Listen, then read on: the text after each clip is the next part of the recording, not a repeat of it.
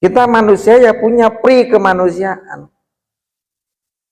Kalau kita dicubit sakit, jangan nyubit orang lain. Kalau kita dicaci sakit hati, jangan mencaci orang lain.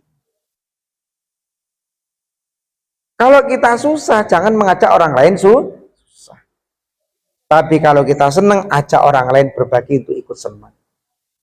Fungsi spiritual yang paling dasar adalah mengajak semua makhluk hidup untuk berbahagia. Oh, kok konsepnya kok kayak orang Buddha? Semua konsepnya, semua agama pada dasarnya hampir sama. Konsep orang Islam kan jelas, wa ma arsalnaka illa rahmatan lil alamin.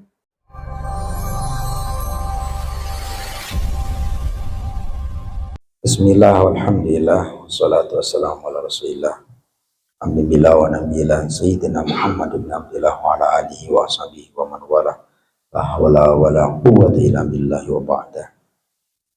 Para rawuh, para jamaah sekalian, sebagaimana keistiqomahan yang kita bangun, konsistensi yang kita bangun, malam Senin, malam Sabtu, zikir dan pendidikan spiritual. Kita tujuannya itu pertama, mendoakan untuk diri kita sendiri, kedua untuk keluarga, anak-anak dan cucu kita, keturunan kita, mendoakan tetangga, desa, tempat tinggal kita, bangsa dan negara kita, dan kaum muslimin di seluruh dunia, untuk keselamatan, kesehatan, keberkahan. Dan dari doa-doa ini mudah-mudahan diijabah oleh Allah, dunia ini menjadi tenteram, dunia menjadi rukun. Orang hidup ini perbedaannya tentu lebih banyak daripada persamaannya. Tapi jangan lihat perbedaannya, lihatlah persamaannya. Ada yang sama sukunya, ada yang sama agamanya, ada yang sama latar belakangnya, sama sekolahnya, sama pondoknya, sama pendidikannya, ada yang sama bapaknya atau sama ibunya. Tapi yang paling utama adalah sama-sama makhluk hidup. Kita manusia ya punya pri kemanusiaan. Kalau kita dicubit sakit, jangan nyubit orang lain. Kalau kita dicaci sakit hati, jangan mencaci orang lain. Kalau kita susah, jangan mengajak orang lain susah. Tapi kalau kita senang, ajak orang lain berbagi untuk ikut senang. Fungsi spiritual yang paling dasar adalah mengajak semua makhluk hidup untuk berbahagia. Oh, kok konsepnya kok kayak orang Buddha? Semua konsepnya, semua agama pada dasarnya hampir sama. Konsep orang Islam kan jelas, wa ma arsalnaka illa rahmatan lil alamin. Ketika Rasulullah diutus itu, tugas Rasul, wa ma arsalnaka, tidak aku utus engkau Muhammad, wa ma arsalnaka. Ini ini kepada Muhammad, kepada Rasulullah. Jadi kalau ada orang bilang nggak ada perintah ke Rasulullah langsung, ya ini contohnya, wa ma arsalnaka illa rahmatan lil alamin. Tidak aku utus engkau Muhammad untuk seluruh alam semesta ini kecuali rahmatan lil alamin, rahmat bagi segenap alam,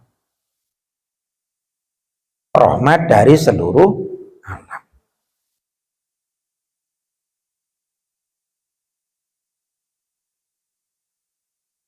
Jadi kalau rahmat alam ini, kita bukan hanya berbaik dengan manusia, berbaik dengan makhluk hidup. Loh, tapi ada pertanyaan, lah kalau orang Islam berbaik pada makhluk hidup sebagai rahmatil alamin, kenapa kalau Idul Adha nyembelih korban? Lah kenapa sapi disembelih, kambing disembelih, kerbau disembelih? Bukankah itu menyalahi sebuah konsep rahmat Kenapa ayam disembelih? Sedang agama sebelah melarang, karena di beberapa aliran Buddha seperti Buddha Maitreya tidak makan, kalau sudah vegetarian tidak makan hewan sama sekali.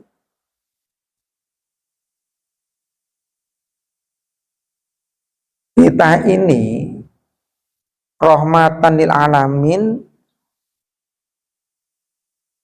sesuai dengan ketentuan dan tugasnya masing-masing.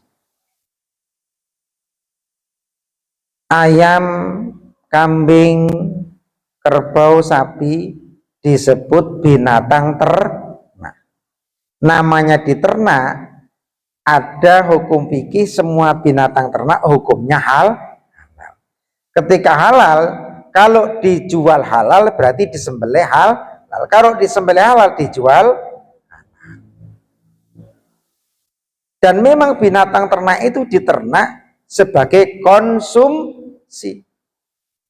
Lalu letak rahmatnya di mana? Kalau kita nyembelih kambing kemudian dibuang, kalau kita membunuh kambing dibuang sia-sia, baru itu menyalahi konsep rahmatan lil alamin. Kita nyembelih ini dimakan. Sekali lagi, kita nyembelih hewan ternak untuk dimakan, dikonsumsi, dibagikan, diperjualbelikan, dibutuhkan sebagai protein dalam tubuh kita. Nah terus, hewan yang lain di luar hewan ternak tidak diperkenankan untuk dikonsumsi, karena mereka telah memiliki habitatnya masing-masing, hidup dalam habitatnya, berfungsi sebagai keseimbangan alam semesta ini. Berfungsi sebagai keseimbangan alam.